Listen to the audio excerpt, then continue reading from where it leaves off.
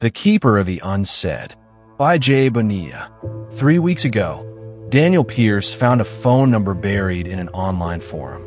Most people thought it was a joke, a creepypasta, an urban legend, a toll-free number that promised something impossible.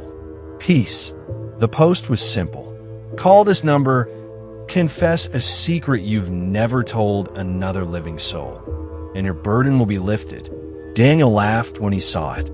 Then he wrote the number down. Because Daniel had secrets. Everyone did, but his were heavier. That night, at 2:17 a.m., he dialed. The line rang once, twice. Then a voice answered. It wasn't male. It wasn't female. It sounded like hundreds of whispers speaking together. Confess. That's all it said. Daniel nearly hung up. Then he remembered the secret. The one he'd carried for 16 years. The one that woke him up sweating. The one nobody knew. Not his wife. Not his parents. Nobody. He swallowed and told the voice everything. The entire truth. When he finished, the line went silent. Then the voice spoke. Accepted. The call disconnected. Daniel sat there, waiting. Nothing happened. No demons. No lightning. No strange sounds. Just silence. Then something strange occurred. For the first time in 16 years. He felt better. The guilt was gone. Not reduced. Gone. As if someone had reached into his chest and removed it. The next morning, his anxiety had vanished. His migraines disappeared. His constant fear disappeared. Even his luck changed. His struggling business suddenly landed 3 major clients. His marriage improved. His insomnia vanished. Life became perfect. Daniel couldn't stop smiling. For months, everything improved. Then one night, the phone rang. Unknown number. He already knew who it was. The voice spoke. You have more. Daniel frowned. No, you have more. I told you my secret. The whispers laughed. That was only the first meal. The call ended. The next day, his anxiety returned. A little. Not much. Just enough. That night, he confessed another secret. And again, the burden disappeared. The voice seemed satisfied. For a while. Weeks passed. Then months. Each time the phone rang, Daniel surrendered another secret. The lies he'd told. The things he'd stolen. The betrayals. The shame. Everything. And every confession brought more rewards. More luck. More peace. More success. Until one night, the voice asked again. You have more. Daniel sat trembling. No. Silence. Then, find them. The call ended. Daniel didn't understand. Until the following morning. His wife was sitting at the kitchen table, crying. How did you know? She whispered. Daniel froze. What? She looked horrified. The affair. Daniel's stomach dropped. She had never told him. Never. Yet somehow, he knew. Images flashed through his mind. Memories that weren't his. Hotel rooms. Text messages. Conversations. Secrets. Her secrets. That night the phone rang. You found one. The voice sounded pleased. Daniel hung up. The next morning, his brother called, panicking.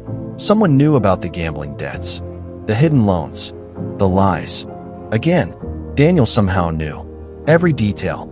And every night, the phone demanded more. More secrets. More confessions. Not his anymore. Theirs. His family. His friends. His co-workers. Anyone close to him.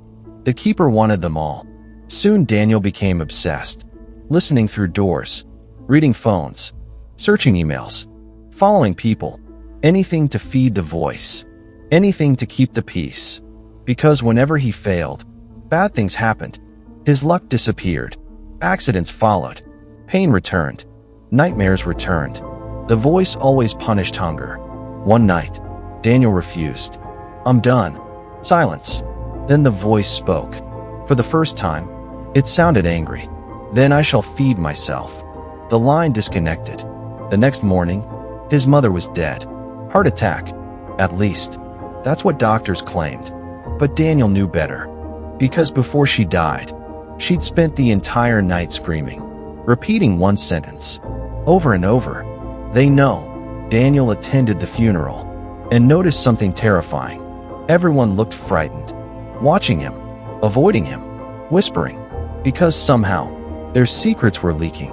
Every lie, every hidden act, every buried shame being exposed. The keeper wasn't simply collecting them, it was consuming them. And once consumed, they couldn't stay hidden. That night Daniel begged, "What are you?" The voice answered immediately, "I am what remains." What does that mean? 1,000 whispers laughed. I was born from every secret never spoken. Daniel felt cold. I fed for centuries. The voice continued, "Confessions sustain me. And if I stop?"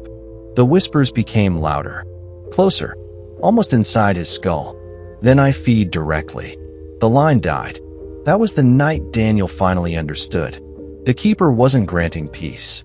It was creating emptiness, removing guilt, removing fear, removing pain. Because those emotions were food. It wasn't helping people. It was eating pieces of them. And now, it was starving. Because Daniel had given it everything.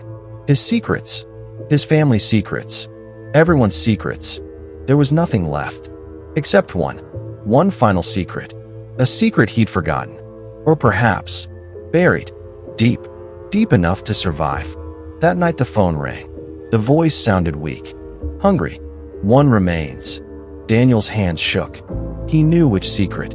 The oldest one. The worst one. The truth behind the accident 16 years earlier. The secret he'd confessed first. Wasn't the whole truth. Only part of it. The voice wanted the rest. Daniel closed his eyes and finally remembered.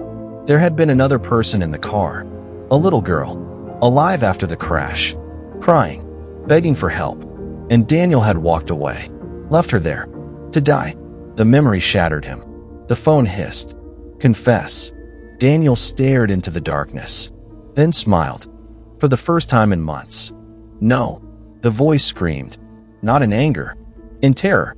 Because Daniel finally understood. The keeper needed secrets willingly given. Without confession, it couldn't take them. The whispers became frantic. Desperate. Begging. "Confess." Daniel walked outside. The night air cold against his face. "Starve." He hung up. The phone immediately began ringing again. And again. And again. For hours. For days. For weeks. Daniel never answered. But every night, at exactly 2:17 a.m., his phone still rings. And sometimes, if he lets it ring long enough, he hears another voice behind the whispers. A little girl. Crying. Waiting. For someone to finally tell the truth.